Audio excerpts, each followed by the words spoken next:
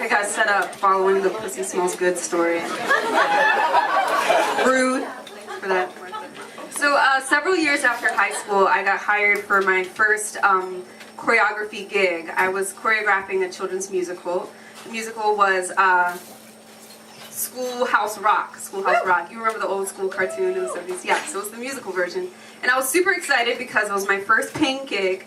And I was going to be working with, you know, a cast of 75 kids ranging from the ages of like 5 up to 12. At the time, that was exciting. Yeah, exactly.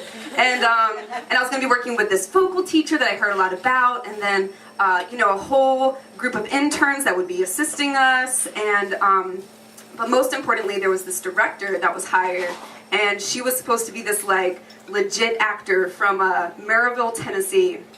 Yeah, so I was like super pumped. I was like, oh, this is so awesome. Like, this is like really legit. It was like children's community theater. Anyway, so I show up, you know, it's the first day, and I roll in, and the first thing, you know, best job ever, I walk in the door, and all the kids are like applauding, and I'm like, oh, this is great.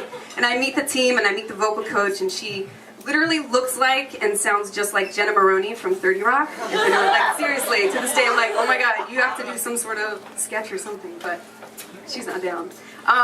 So Jenna Maroney, and then I meet the whole squad of interns in their little hot pink t-shirts, and then I meet the tech crew, which was really interesting. This dude, the head techie, had like this glass canteen that was housed in this like leather satchel that he wore on his person at all times for like 3 weeks straight.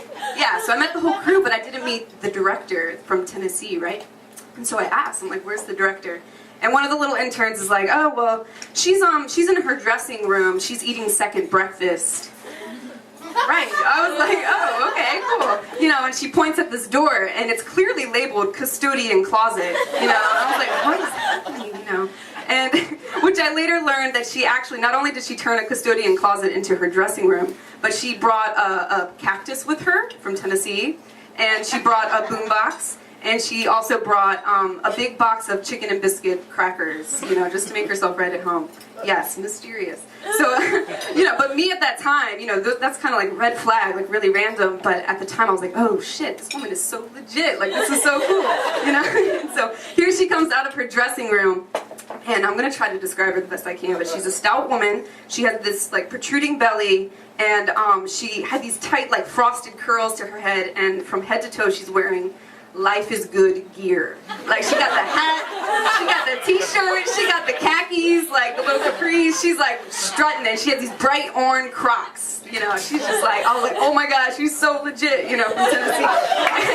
Yeah, and she comes out, and I'm just like, she looking like a chubby duck just coming out, and she introduces herself, and she's like, I'm Robin with 2 B's, and I was like, oh my god, you know, adding to her artistic integrity. I'm like, 2 B's, you know.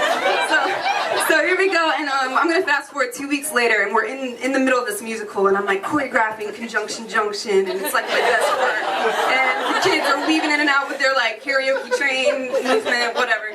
And I noticed I'm not getting any support. Like, it's chaos, and where's the director? Where's Robin with 2 B's? Nowhere to be found. And where are these interns that are supposed to be helping? So nowhere to be found. I'm looking around, looking for these interns, and I find them backstage, buried behind these thick books. Like, I see Catcher in the Rye, I see Lord of the Flies, I see these like school books. I'm like, guys, you can't be doing your schoolwork now. Like, do your homework at home. Like, you got to be helping me. They're like, no, Miss Robin told us we got to read her books for her, and then write a 2-page summary and give it back to her by the end of today. I was like, what? Like, what? She literally, this woman was taking an online class and was outsourcing her homework. Yes, like, what is that? What is that about? So, oh shit, okay. Lots to say about Robin. So, I was like shocked, right? So I decided I'm gonna storm in there, like, give her my mind and all that and whatever. So I go to the custodian closet to find her in her dressing room. And as I walk in there, there's 2 little campers in there with her as well. And there's one standing on the box of chicken and a biscuit crackers, and they're giving her a little scalp massage. And then this other little camper is scratching her back with a ballpoint pen. I was like, what kind of crazy is happening here? Like, what is happening? And so I was gonna say something to her, but I know she's crying, which is really weird. And she's looking down at her left hand like this. I'm like, oh my god, this is so weird.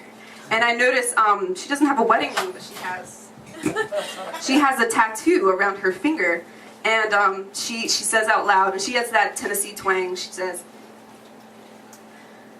"This is my promise ring to the Lord." Right. What? I know.